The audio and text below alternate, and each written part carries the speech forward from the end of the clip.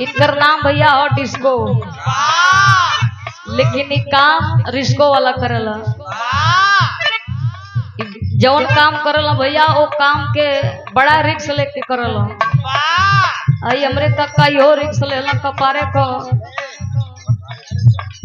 ई हमरे कक्का रिक्स लेला बारे कया गईला कपारे को।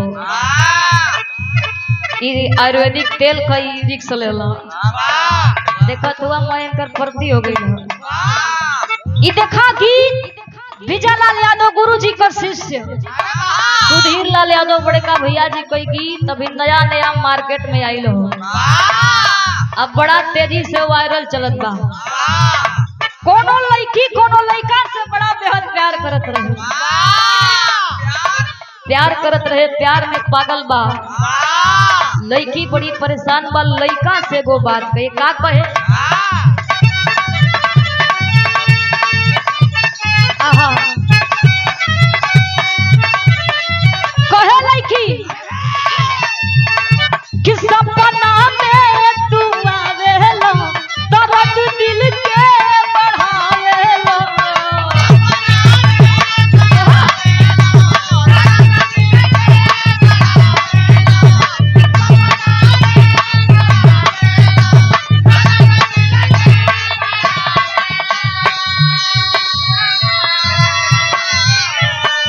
और सरोज यादव बड़का भैया जी का भेजे छोटा बाबू के तरफ से सादर 101 रुपया।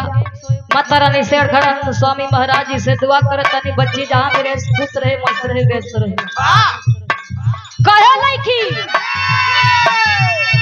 कि सपना में तू आवेला दर्द दिल के बढ़ावेला।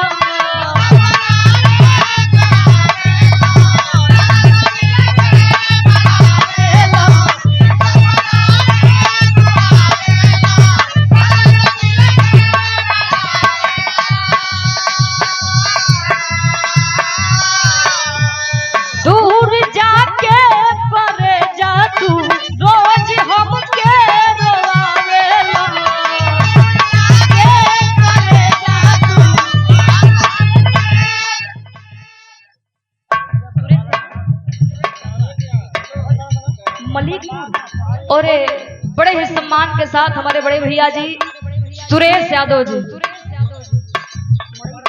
मड़ी पग धरती से आप सम्मानित श्रद्धे आपकी ओर से सादर 101 रुपया देकर सम्मानित किया गया। बहुत बहुत बड़ा मसैया। और फिर से पुरस्कार हमारे बबलू चाचा जी के तरफ से सादर 51 रुपया। बहुत बहुत दिल से धन्यवाद बा। कहे लड़की सपना में तू आवेला दर्द दिल के बढ़ावेला। दूर जाके करे जा तू रोज हमके रोवावेला।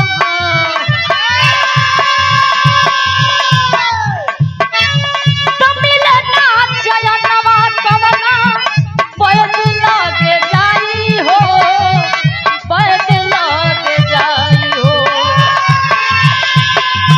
तमिल नाच जयनवा कवना पैद लागे जाई हो, पैद लागे जाई हो।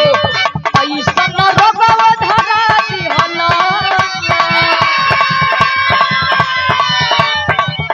अरे ऐसन रोगवा धरा दिहला, ओ जलो मिलेला दवाई हो। ऐसन रोगवा धरा दिहला, ओ जलो मिलेला दवाई हो।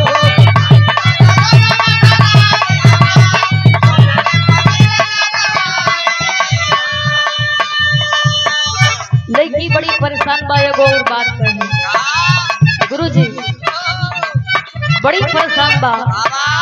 कहे कतल विश्वास के कइलो जान दोसरा